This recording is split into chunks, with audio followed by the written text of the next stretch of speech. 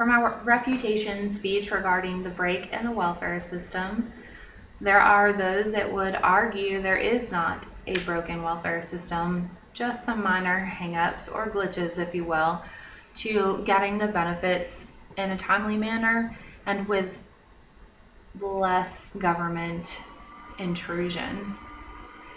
It was mentioned that many believe the cause of the break in the welfare system are the lack of checks and balances. For those that are actually receiving services, it could be seen quite differently.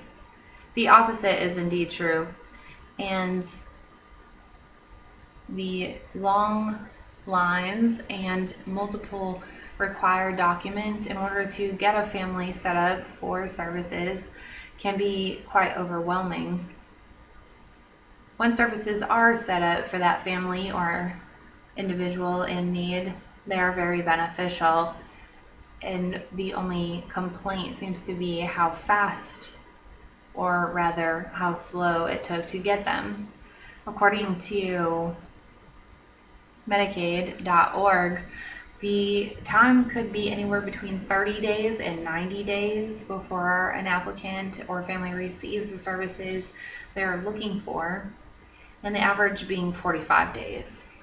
So the only complaint would be to speed the process up, not that there was not a system that worked for those families in need.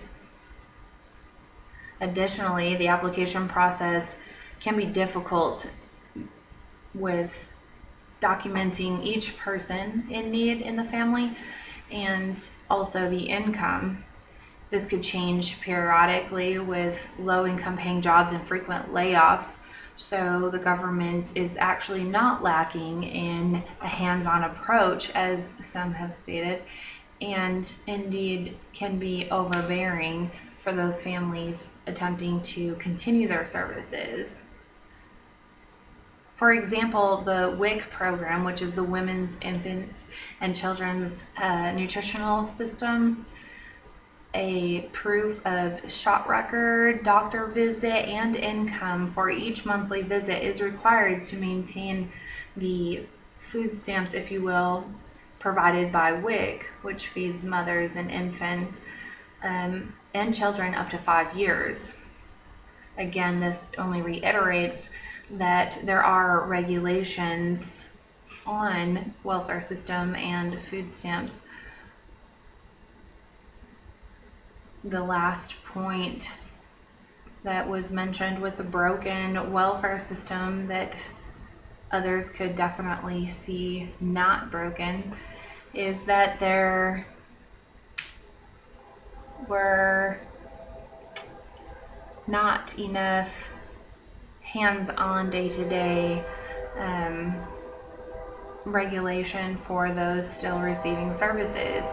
Again, USDA.gov explains the entire list of specific steps and criteria that those on services, whether it be food stamps or housing or welfare in general, have to follow.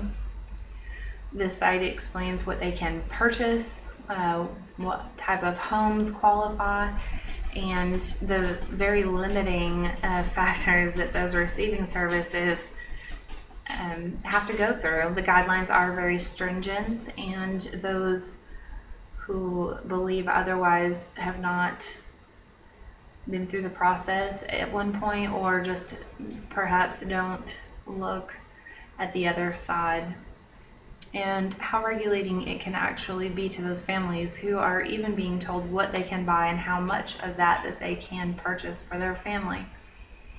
In conclusion, for those receiving services, there does not appear to be a break in the welfare system, and dependency is not the goal. The only small issue would be getting the services quicker, as 45 days without means to pay for food for your family could be very stressful. So getting the services quicker and having less government regulation would make choices for food and housing clothing for your family a little less stressful. The choices that those individuals on services and receiving food stamps make could be freer to make the family feel more independent.